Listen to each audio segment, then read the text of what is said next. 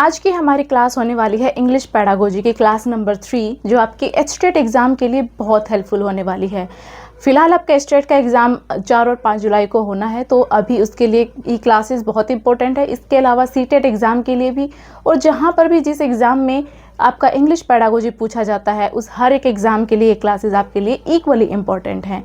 Right, इससे पहले हमारी 2 क्लासेज हो चुकी हैं। अगर आपने वो क्लासेज नहीं देखी हैं तो उसका लिंक आपको वीडियो के डिस्क्रिप्शन बॉक्स में मिल जाएगा, या फिर इधर आई बटन में आपको इस प्लेलिस्ट का लिंक मिल जाएगा। आप वहाँ पर क्लिक करके दोनों क्लासेस देख सकते हैं एंड अपनी ये क्लास भी कंटिन्यू कर सकते हैं।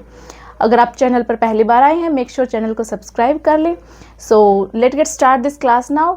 Okay, so hey guys, this is Avinash Kumari and मैंने अपना एचटेट फर्स्ट अटैम्प्ट में क्लियर किया है। सो अगर आप भी अपना एचटेट को फर्स्ट अटैम्प्ट में क्लियर करना चाहते हैं तो ये क्लासेस आपके लिए बहुत इंपॉर्टेंट होने वाली हैं और बहुत फ्रूटफुल होने वाली है।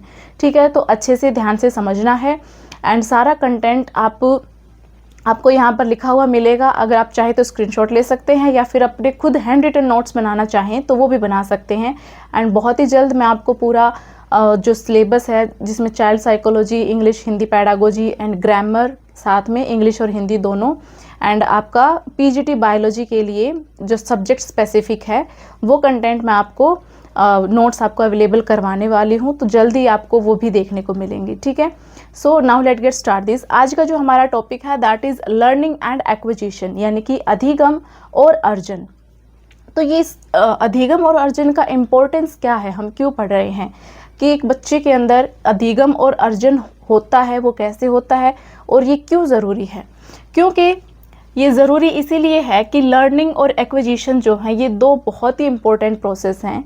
इन प्रोसेसेस की वजह से या इनकी हेल्प से एक बच्चा है वो डेवलप कर सकता है क्या, knowledge, language and skill. Knowledge यानी कि ज्ञान, स्किल यानी कि कौशल, लैंग्वेज यानी कि भाषा। एक बच्चा अपने अंदर ज्ञान, कौशल और भाषा को डेवलप कर सकता है। तो उससे क्या होगा, उससे बच्चे के अंदर एक ओवरऑल डेवलपमेंट होगा जो उसको फर्दर लाइफ में बहुत हेल्प करेगा। राइट, तो इसीलिए लर्निंग एंड एक्विजिशन बहुत ही हेल्पफुल प्रोसेसेस हैं। नाउ एक्विजिशन क्या होता है, इसका मीनिंग समझते हैं।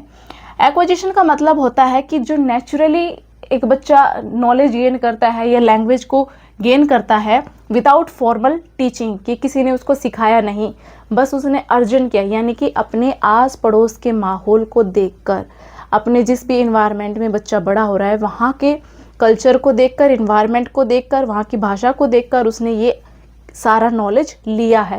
दैट इज़ द अर्जन, यानी कि एक्विजिशन। तो इसी में वही बात की गई है कि विदाउट फॉर्मल टीचिंग, कोई फॉर्मल टीचिंग नहीं की गई है, जबकि लर्निंग में फॉर्मल टीचिंग होती है। आगे हम इसके डिफरेंसेस को देखेंगे अच्छे से। ठीक है, तो इसमें नेचुरली गेन, यानी कि आसपास देख के ऑब्जर्व करके बच्चा इसमें सीखता है।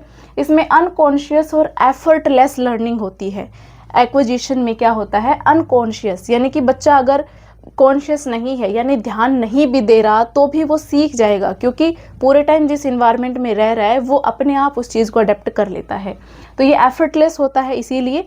ठीक है, it happens in early childhood, यानी कि बच्चे के अंदर अर्ली चाइल्डहुड के अंदर ही ये एक्विजिशन होता है।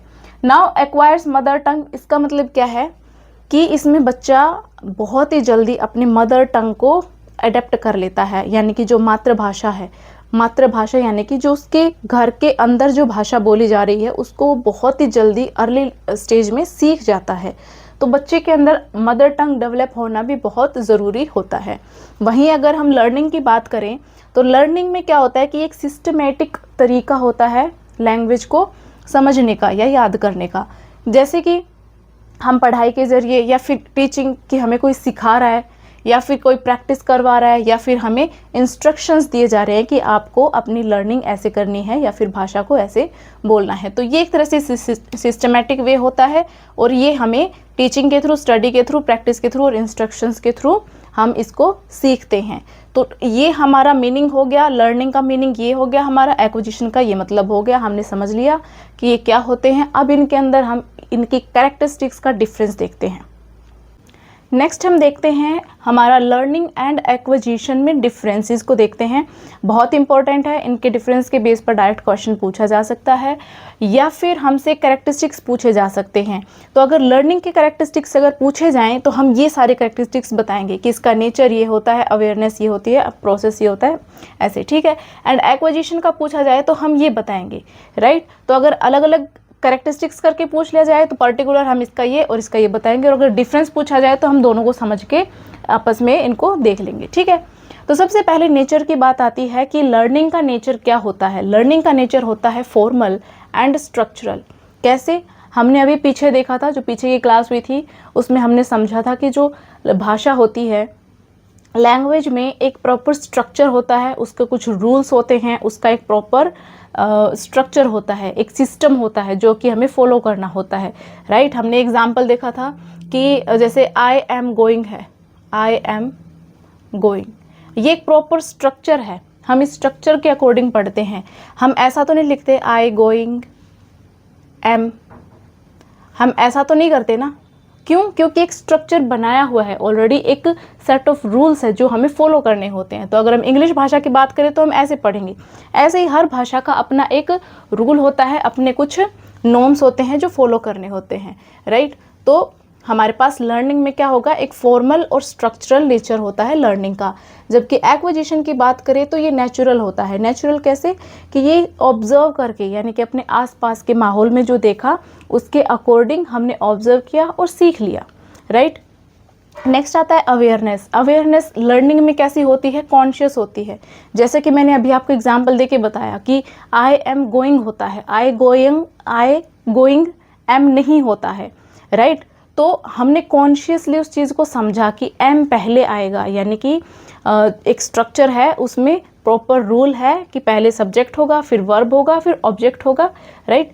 तो वैसे ही ये कॉन्शियसली सीखा जाता है, जबकि हमारा जो एक्विजिशन है यानी अर्जन है वो अनकॉन्शियसली या अनकॉन्शियस होता है या फिर अनकॉन्शियसली सीखा जाता है, यानी कि अवचेतन, और ये सचेत की अवस्था में सीखा जाता है, राइट।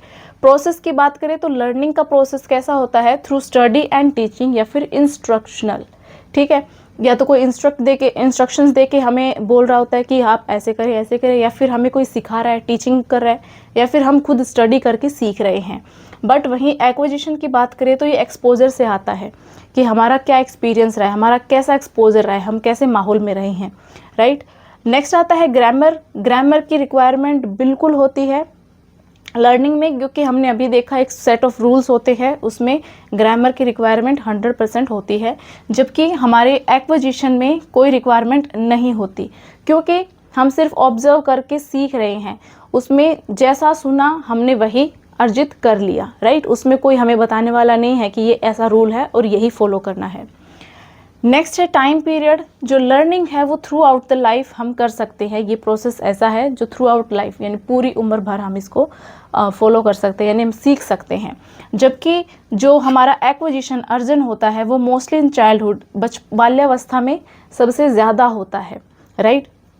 नेक्स्ट है टीचर का क्या रोल होता है एक लर्निंग में, अधिगम में। देखो यहाँ पर टीचर रिक्वायर्ड होता है ताकि वो आपको इंस्ट्रक्शंस दे सके, आपको नॉलेज दे सके और आपको जो स्ट्रक्चर्स हैं और जो रूल्स हैं वो सब चीज़ें सिखा सके। इसके लिए टीचर की रिक्वायरमेंट तो होगी, लेकिन एक्विजिशन में कोई भी रिक्वायरमेंट नहीं होती, क्योंकि वो सिर्फ अपने इन्वायरमेंट में अपने आसपास के लोगों को देख के ही सीख रहा है, समझ रहा है, राइट। तो ये हमारा हो गया यहाँ पर लर्निंग एंड एक्विजिशन का topic complete, right. I hope आपको ये बहुत अच्छे से समझ आ गया होगा। आप चाहे तो स्क्रीनशॉट ले सकते हैं, एंड इसके बाद हम नेक्स्ट क्लास करेंगे हमारी। सो मिलते हैं अगली क्लास में। Till then take care, bye bye, जय हिंद।